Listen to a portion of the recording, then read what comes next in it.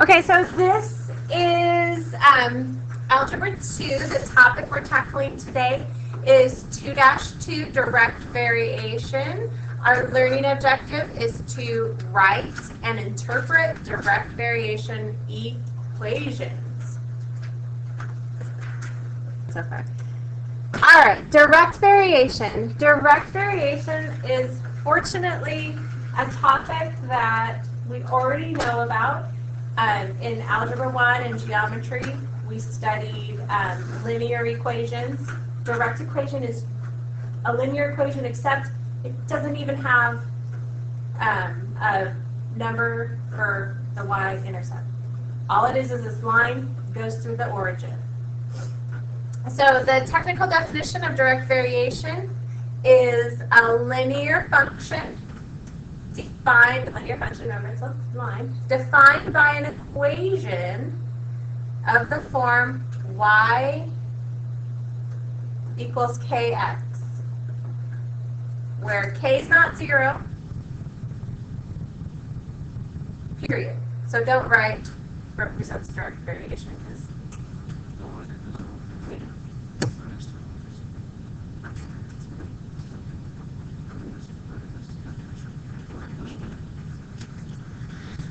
Alright, so the most elusive part of this is our constant of variation, which is the ratio of all output to input values. It's also called the constant k, and here is how it looks in as an equation. It's you just take your y value, divide your x value, and that will give you your constant k. So I want you to put a circle around this formula right here, y over x equals k. So just give it a good circle.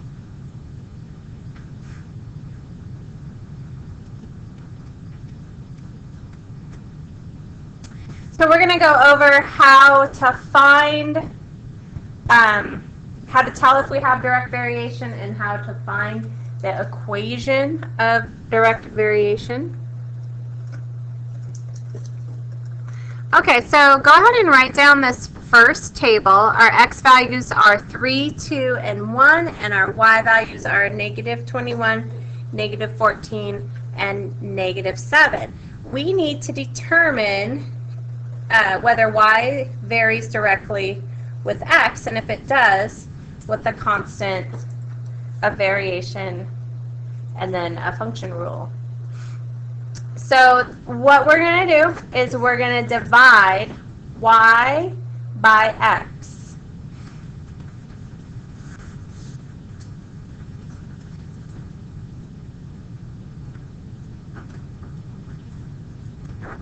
So I'm going to go here in our first scenario.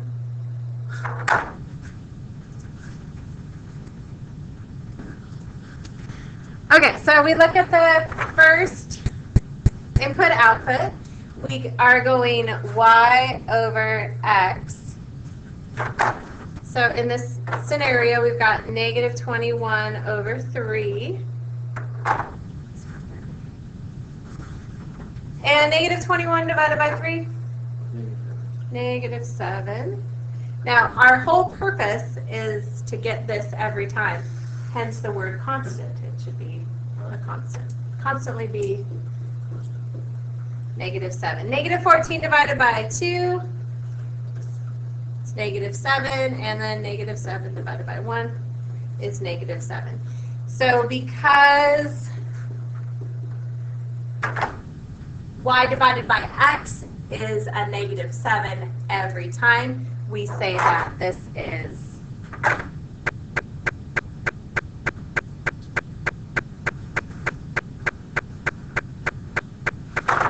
a yes. So this is a yes. And our equation is y equals -7x.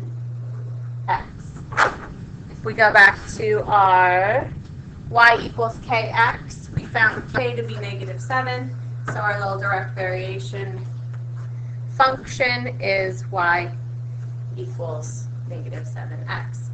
Okay, so we're going to do the same thing.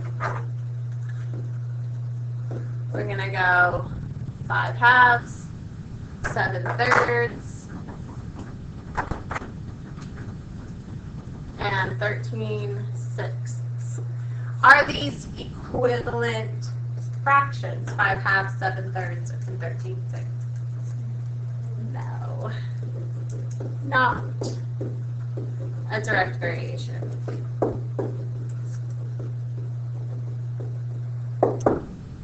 So we have, if it's not a direct variation, there's no other action item.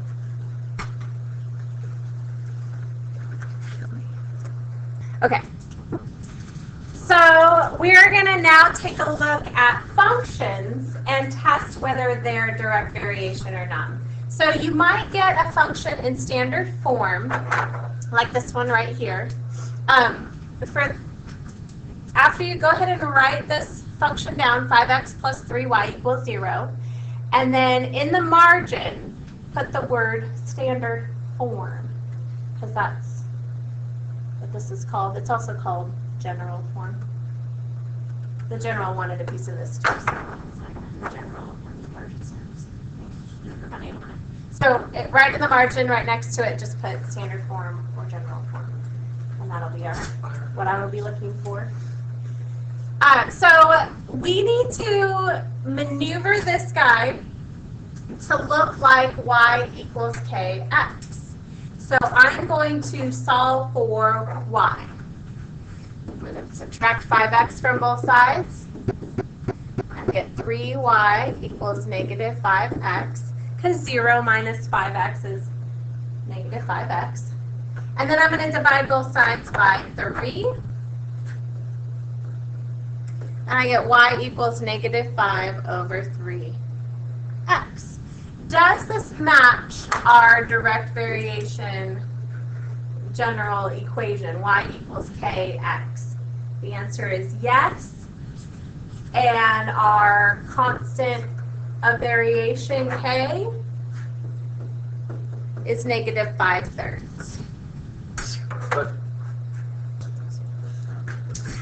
All right, so if you look, I can rewrite this equation as 1 over 9 times x. If you rewrite it as 1 over 9 times x, then you can see your constant of variation is 1/9. Is it okay for the constant of variation to be a fraction or a decimal? There's nothing that we reviewed that said your constant has to be a whole number or just positive or just negative. So it's okay for it to be a fraction or a decimal. It just has to be a real number. We look. The only restriction on k is that it can't be equal to 0. That's the only definition restriction on k. But it can be equal to 0? Cannot be equal to 0. Because then you have a vertical line. Y equals 0 Yeah. is That'd be a like no solution. vertical line. No, it'd just be vertical line. And it would not be a direct variation. Because if your y equals 0, does your equation vary at all? No. No, so there is no variation. But technically it's constant, isn't it? It is a constant. Okay, suppose y varies directly with x. So they're telling us here, y varies directly with x. Go ahead and write down y equals 15 when x is equal to 3. And go ahead and write down what is y when x is equal to 12. So the first thing we're going to do is we're going to start out with our direct variation function. Step 2 is we are going to substitute. And for those of you guys here in class with me or listening at home, I want you to draw a scary face of the worst substitute you ever had. Take a moment off to the side and draw a scary substitute face. Does it matter where I put it? It should be near the vicinity of this substitution. All right, so we are going to substitute 15 for our y and 3 for our x, and then we're going to solve for k. So we're going to divide both sides by 3, and we get k is equal to 5. So now I know my equation is y equals 5x. Giant. And then, so now I can answer the question, what is y when x is equal to 12? So I put that back in, y equals 5 times when x is equal to 12. So y is equal to 60.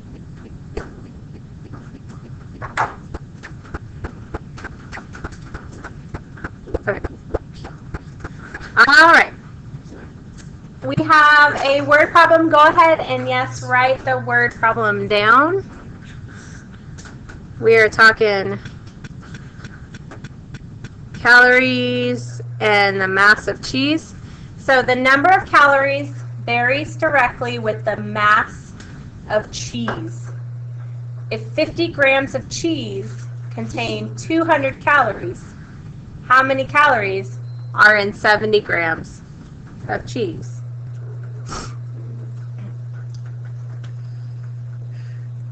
All right, so we're going to go, mass is our x value and calories is the y value. So if x is equal to 50, y is equal to 200, we put that in our direct variation as our substitute.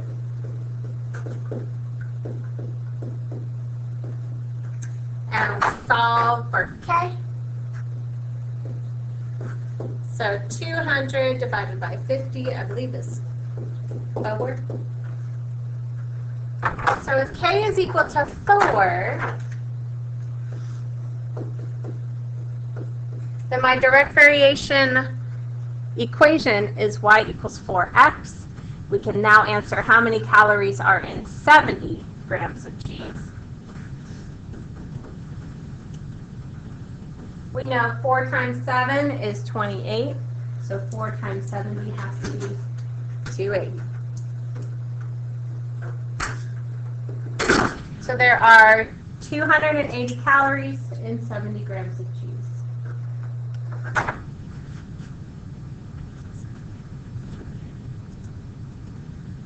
All right, so last but not least, we're going to graph a direct variation. The graph of a direct variation is always star by the a line through the origin. I'll put a dot at the origin so that you guys can see. Goes through that point, always. So when we graph a direct variation equation, the first thing I look for when I'm grading your paper, does it go through the origin? And then the second thing I look for, does your constant match the slope of the line? So if I'm graphing these, I go,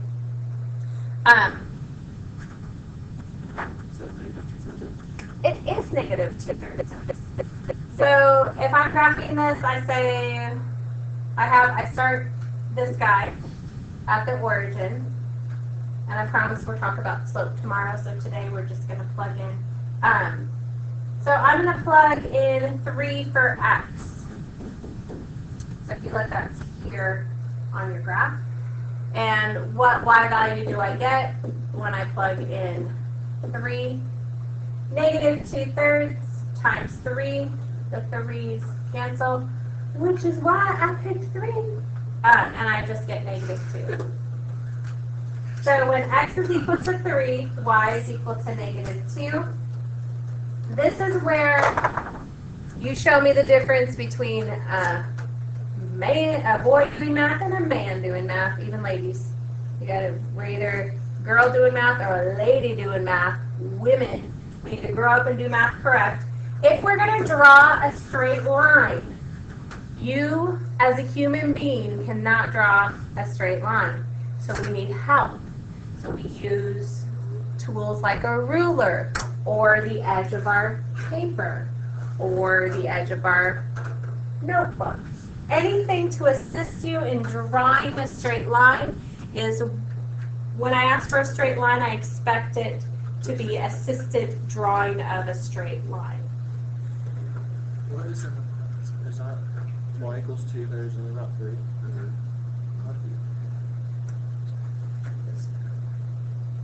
So after you draw your two coordinates, you draw a straight line through it. Okay, and just to reiterate, I chose a random number, x equals 3. If you look at my graph, I know I have x value of 3 on my graph, I knew because I had a denominator of 3 that I would get a whole number, which is way easier to graph than a fraction. All right, let's do the same process with b. b is going to be blue. The first coordinate for b is going to be at 0, 0. And then the second coordinate, we'll just do x equals 1. And I'm randomly choosing it. You can have x equals whatever you want, as long as it's on your graph. So when x is equal to 1, y is equal to 3, and I'm going to plot that coordinate on my graph. And I'm going to get my ruler out, and I'm going to draw a straight line.